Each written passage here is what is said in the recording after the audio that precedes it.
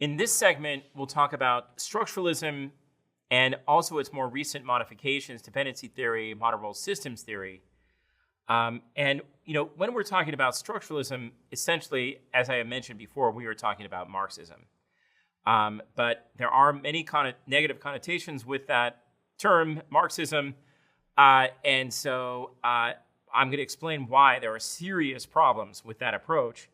Nevertheless, the structuralist view, there are some aspects to it that can be useful to us to try to understand not only why other governments take certain actions the way they do or what sort of worldview they may adhere to, but it can actually be a useful tool to explain some developments, some events in the global economy. So let's first talk about what Marxism is on its own and why it is problematic. So obviously, this is the third of our major worldviews that came into existence late in the 19th century.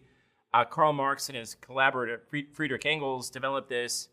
And I think what is significant about this, and the reason that the whole approach has serious problems, is that Marx did not do what we might typically call field research to develop his theory. He never, the whole time here he was living in actually London when he wrote his great work, Das Kapital, on capitalism. But he never visited a factory, even though it was in the middle of the Industrial Revolution when he was working on his ideas. He never visited a factory. He never actually did the kind of survey research or field research that we would consider important or crucial today to understand how capitalism works. Nevertheless, he wrote a book on capitalism that he wrote just sitting in the British Museum, a big library in London. And so that's why some of his ideas may not make that much sense and are problematic. But let's first just understand basically what it was. So Marx was a German philosopher. He came up with his ideas based in some part on the German philosopher Hegel, who had come up with a concept called the dialectic. And in the dialectic, Hegel's original concept of how this worked is that this is how ideas formed and evolved, that there would be someone proposing one idea, a thesis, someone else might propose the opposite of that idea, the antithesis, and in the clash of these ideas, something new and different, a new idea might emerge, right? And so this was the dialectical process of ideas. And so it comes from the Greek word for debate, dialectic, right? So Marx said, I like this, but I believe that this could be applied to the material world, to human society. Now, how he made this leap, I don't know, but he thought this clash of opposites made sense to understand how human society evolved and emerged over time. So he called his ideology dialectical materialism. And so his idea was that historically, throughout human history, there were these divisions, right? There were this conflict between opposing groups. And so I have a little chart here that shows you how Marx understood this. He thought that in ancient times, there were slave owners and slaves. It's Marx saw this as always opposing groups with opposing interests, sort of the haves and the have-nots. So in ancient times, the opposing groups, or classes as he called them, were the group of slaves and slave owners, right? And so the slave owners were the haves. The slave owners exploited the slaves, the have-nots, right? And their interests clearly were opposed. They were in conflict with one another. And in this struggle between these two groups and class conflict, and as new technologies emerged, a new kind of society eventually emerged. And this was the society, Marx said, that existed in the Middle Ages. And this is the medieval conflict in his mind, at least Marx's mind, between the landowners and the peasants. The people who own land, the people who own some kind of material wealth, and the peasants who own nothing but just worked the land for the landowners. And so Marx said that, again, you had these opposing groups with opposing interests, and there was class struggle and conflict. And eventually, however, out of this conflict and struggle, this clash between opposing groups with opposing ideas, emerged a new kind of society. And this is, of course, capitalism. And so he focused all of his attention on trying to understand how capitalism works. That's what structuralism tries to do. It tries to explain how do capitalist societies operate, what makes them work, why do governments take certain actions that they do.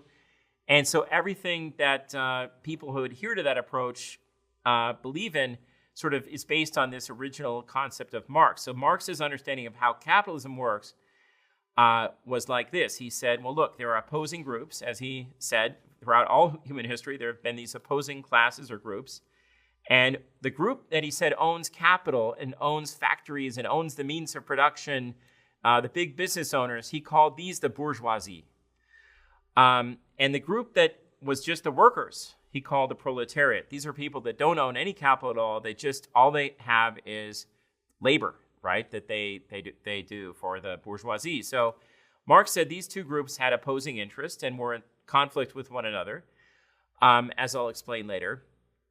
And so Marx said that what will happen is that the bourgeoisie, those who own capital, the big factory owners, will keep exploiting the proletariat, squeezing them, reducing their wages and so on, until finally they will rise up in a revolution and establish the dictatorship of the proletariat. And that phase is when there will be this socialist revolution. The workers will rise up, try to destroy capitalism. They'll be fighting off the enemies to their revolution. And so temporarily there will have to be a very strict totalitarian, authoritarian regime controlled by the workers until finally capitalism is destroyed, and then you'll have a communist utopia. There will be no class system, no struggle. There will be no crime, no wars, no poverty, because that is all caused by capitalism. And so in communism, the idea, the way it works is that everyone will work according to his abilities and will be given what he needs according to his needs. And there will be no poverty, and class struggle will end. So now Marx was a little vague on how you get from the dictatorship of the proletariat to the communist era.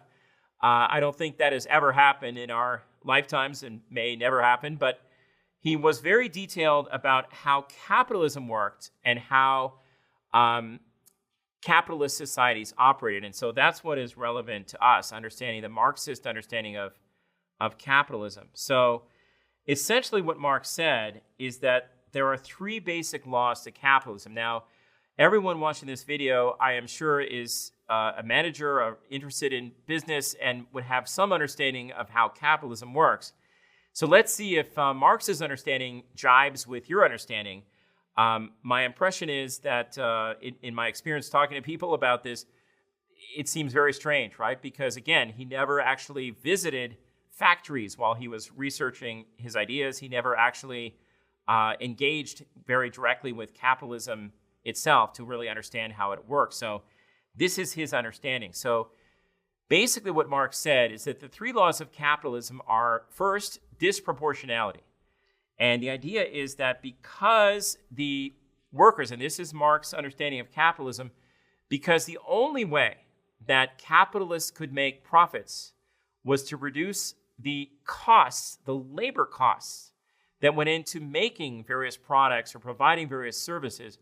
Marx believed that the only way capitalists could increase their profits was to reduce labor costs. And because constantly reducing the wages and other benefits for the workers, constantly reducing those would make it so much that workers were so exploited, right? Were so poor that they wouldn't have enough money to buy the things that they were producing. Marx said that inevitably there would be this conflict of interest between the bourgeoisie, those who own capital, the big business owners, and the workers, the proletariat.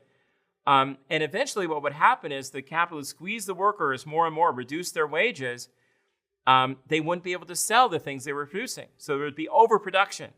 So there'd be disproportionality between what was being produced and what could be consumed. And as a result, a lot of the capitalist enterprises would go out of business, would go bankrupt. And when that happened, there would be an increasing concentration of capital in the hands of just a few business owners, right? And as we know, sometimes when there's a merger, there's an acquisition by one company by another, often the company that takes over the failing firm reduces the workforce, right? And so cuts the labor force. And so that then would increase the supply of workers. There would be this increased supply of workers, which would keep wages even lower. And so the capitalists, desperate to keep their profits high, and Marx, again, he believed the only way capitalists could increase profits was by reducing labor costs. They would keep reducing workers' wages. They would introduce new labor-saving devices, new technology to reduce the labor costs, which would increase the unemployment rate even more, until finally, right, as the profits kept falling, because this could only go on for so long, according to Marx, and eventually the profits would start to fall, more businesses would go under, capitalists would be squeezing the workers more and more. And finally, Marx said the workers would be so fed up, they would rise up in revolution.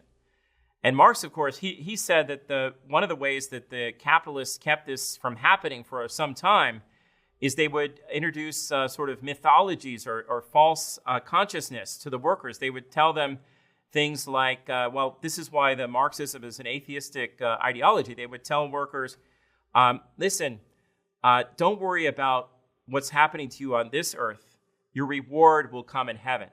So Marx believed that things like Christianity were just a creation, right, of the capitalists to help keep the workers exploited and keep them happy while they're working away and being exploited and suffering, because their greater reward will come in the next world, right?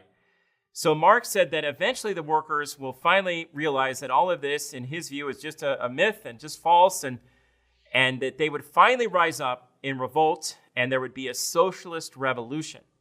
And so that is what Marx said would happen, and he predicted that, of course, this would happen. This socialist revolution would happen in the most advanced capitalist countries where capitalism had been around the longest, and this process had had time to work its way through. And so Marx predicted that the socialist revolutions he was predicting, based on his theory, that these would happen in advanced capitalist countries like Great Britain, or the United States, the first countries really to industrialize and to develop their capitalist economies fully. So, as we know, Marx's predictions were completely false, were completely wrong, right? Because there was no socialist revolution in the United States or in Great Britain, for that matter. And so I think that, some of the things that Marx maybe had not understood from capitalism is, I don't think that is the way, right? There are other ways for capitalists to make profits other than just reducing labor costs. I mean, they can actually introduce new innovations. They can come up with more efficient ways of managing their resources. They can have better supply chain management. They can go get an MBA and be better managers, right? And so these kinds of things could actually increase profits without having to reduce labor costs. In fact, some capitalist enterprises became so productive and successful, they began to increase wages, right? In fact, it turned out that Marx's whole theory was completely flawed, that this isn't how capitalism works, that capitalism actually can generate more profits, create a bigger pie, you could say, that workers can actually receive even higher wages over time, and capitalism can still be very successful, even more successful. So the theory was completely wrong, okay? So here's what happened, however. What happened is that a Russian guy named Vladimir Lenin was very interested in Marx's ideas and realized that they didn't fully work, right? And clearly had not predicted the socialist revolutions that Marx thought were coming in the United States and Great Britain. So what Lenin said is that isn't how the socialist revolutions, in fact, will happen. So what Lenin said, and he tried to save the Marxist theory. So what he said, look, that in fact what it happens is that these capitalists realize they have been exploiting the workers to the point where they're ripe for revolution, that the revolution could happen at any moment. So what they do then is that the capitalists are very clever, and they get the governments, because in the Marxist view, governments in capitalist countries do whatever the bourgeoisie, the dominant capitalist class, tells them to do. Governments then would start taking control of other countries. They would engage in imperialism. They would scramble for African countries and take over other places, colonize Africa, for example, less developed countries where workers had not yet been fully exploited. And that would kind of stave off the revolution in the advanced capitalist countries. That would delay the revolution. It would take some of the pressure off the workers there, because capitalists could go and move and expand into emerging markets and exploit the workers there. So Lenin said, because of this imperialism, delaying the revolution in the advanced capitalist countries, the only way for the socialist revolutions to happen would be for really smart people, a disciplined group of intellectuals who realize the need for revolution, even if people in developing countries don't realize that yet. It would be smart, disciplined intellectuals like Lenin himself, what Lenin liked to call the vanguard party, who could see the need for revolutions in developing countries, poor, less developed places, and lead a revolution, even though people there didn't want it or didn't feel they needed it. And so that is how Lenin explained, after the fact, how he came to lead a revolution in Russia in 1917, which at that time was not a highly advanced capitalist country at all, was a very agricultural, rural, you could say developing, less developed country. And Lenin said, contrary to what everything Marx had predicted, where the capitalist revolutions, the socialist revolutions would happen in the United States or Great Britain, Lenin said it actually will happen in less developed countries like Russia. And so Lenin did lead the revolution, and he did, as we see, establish, there was this socialist revolution, overthrow capitalism in Russia in 1917. He did establish a dictatorship of the proletariat, fighting off the enemies to the revolution. But of course, as we know, Russia never quite made it to the stage of the communist utopia. And so there was a problem with that part too. But in any case, so this is the basic gist of the idea. Now, you can see that there are clearly flaws, because I think most people would agree that Marx's understanding of how capitalism works is not valid. So this theory is just completely flawed in so many ways. However, I think it's useful to understand it, so when someone adheres to this view, you can see where they're coming from, understand their point of view. But at the same time, I think that this structuralist idea, and I do prefer to call it structuralism, because we can think of Marx's understanding of how capitalism worked as there being a structure to a capitalist economy where there's this dominant capitalist class, those who own capital, and there are working class people who don't own anything, but they're exploited by the dominant capitalist class. So that's one kind of simple way to understand this worldview. But even if we don't believe any of this Marxist theory, because as I've shown you, it's completely false and flawed and problematic, there are times, clearly, right, when governments are pressured. Governments in capitalist countries are pressured by big business, when we can explain or predict government action because we know that certain key business interests will pressure the government to do certain things. And in sometimes, governments are very responsive to those kind of corporate pressures, right? So even if we don't accept the Marxist theory and buy into the clearly flawed analysis of Marx, Engels, and Lenin, we can at times make use of the structuralist view to say that, okay, the reason the government is taking this action, or we predict it's going to take this action, is we see that it's being strongly pressured by key business interests, and in this country, governments sometime will respond to that. So that is when a structuralist analysis may actually be useful, right?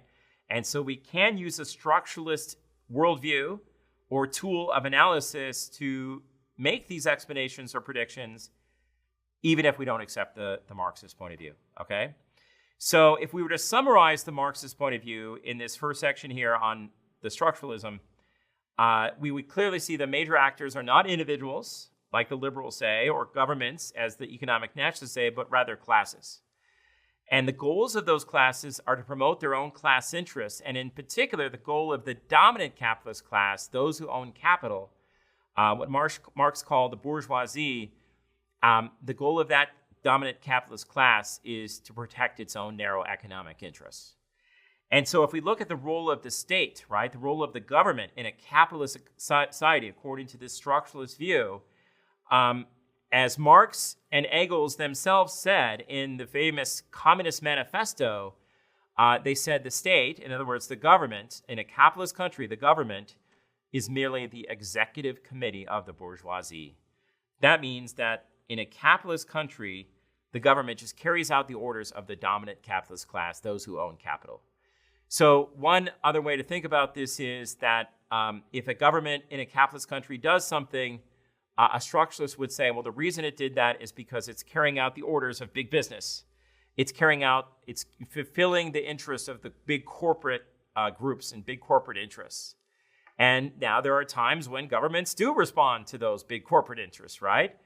But again, the structuralists would say in every situation in a capitalist country, that's what governments do. They are just carrying out the orders of the big corporate interests. Okay, and we can again, and we'll do this in the next segment, but we'll apply that to the global economy when they would say international organizations like the International Monetary Fund, the World Bank Group, the World Trade Organization, are just carrying out the interests of big corporate interests in the rich countries, which then pressure these organizations to do that. So that's the basic summary of the structuralist view. And yes, trade relations in this view would be conflictual and exploitive because capitalist countries, according to Marx and Lenin, were constantly trying to find new markets, new countries where they could exploit the workers to take some of the pressure off at home, as Lenin said. And so that inevitably would lead to conflicts and wars. In fact, Lenin said that explains World War I. So I think, again, there's a lot of other reasons for World War I, but this is this typical sort of structuralist view. So that sums that up. And in the next segment, we'll talk about the more recent modifications of this view.